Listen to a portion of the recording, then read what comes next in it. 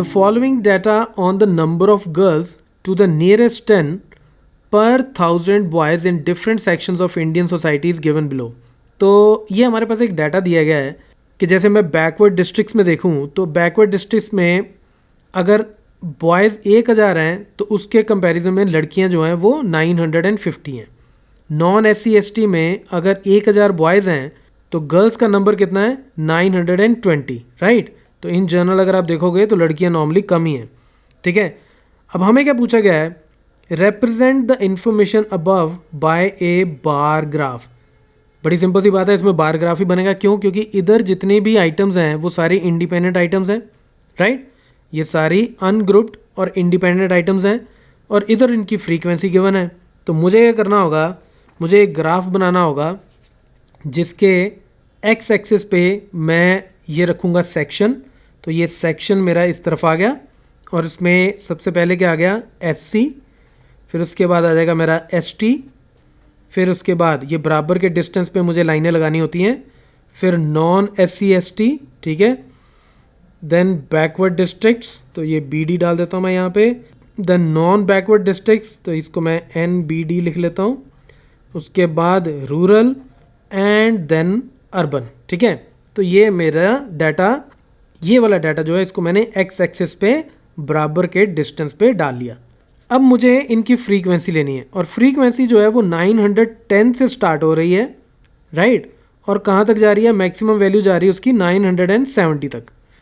तो इसका मतलब अगर मैं ये जो मेरा ओरिजिन है, नॉर्मली इसको हम 0 मानते हैं, तो यहाँ से अगर मैं स्टार्ट करना शुरू करूँ तो 0 से लेके 910 तक तो वैल्यूज़ मुझे चाहिए ही नहीं, राइट। तो जैसे मैंने आपको पहले बोला था कि हम यहाँ पे एक छोटा सा ब्रेक डाल देंगे, ठीक है, किंक डाल देंगे कि हमारी जो वैल्यू है वो कहाँ से शुरू हो रही है। चाहे सीधी 910 से ही शुरू कर दो, ठीक है। तो ये मैं 910 से ही शुरू कर देता हूँ इसको, और उसके बाद 10-10 के डिस्टेंस पे, तो ये हो गया 920, देन 930, 940, 950, 960 एंड 970। और इसके ऊपर जाने की मुझे ज़रूरत नहीं है, चाहो तो आप 980 लिख भी सकते हो, लेकिन उसकी हमें कोई खास ज़रूरत है नहीं, ठीक है। अब इसके अंदर मेरा सारा डाटा आ जाएगा और मैं ड्रॉ करता हूँ। पहली जो मेरी वैल्यू है SC वो जाएगी 940 तक। तो SC 900 एंड इसके बिल्कुल ऊपर SC के ये जो डॉट है, ये जो बार है, इसके बिल्कुल ऊपर आप जाओ, 940 पे एक डॉट लगा लो।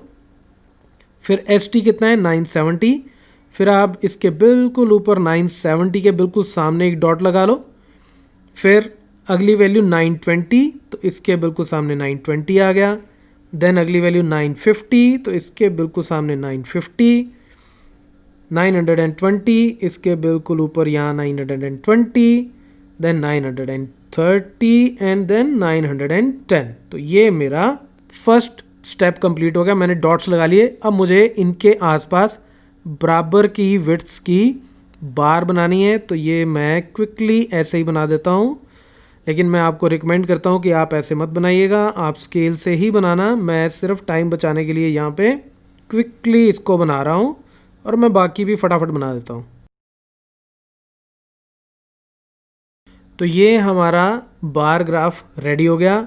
अब दूसरे क्वेश्चन में हमें पूछा गया है, in the classroom discuss what conclusion can be arrived at from the graph. तो इस ग्राफ से हमें ये कंक्लूजन देखने को मिलता है कि पहली चीज़, अर्बन जो हमारी सोसाइटी है उसके अंदर गर्ल्स की ratio as compare to boys सबसे कम है, ठीक है। तो ये जो है, ये जो डाटा है यहाँ वाला, यहाँ पे गर्ल्स की ratio as compare to boys सबसे कम है और SC सोसाइटी में सबसे ज़्यादा है, ठीक है। तो ये देखते ही हमें सबसे पहले ये चीज़ समझ में आती है। दूसरा कंक्लूजन जो मैंने शुरू में बताया था कि it's a matter of worry कि ऑन एन एवरेज अगर देखा जाए हर सोसाइटी के अंदर 1000 बॉयज़ के कंपैरिजन में लड़कियां जो हैं वो 1000 से कम हैं। कोई भी सोसाइटी ऐसी नहीं है जिसमें लड़कियां बॉयज़ के कंपैरिजन में ज़्यादा हों। तो this is also a matter of worry. So that's it from this tutorial. Keep watching math mafia.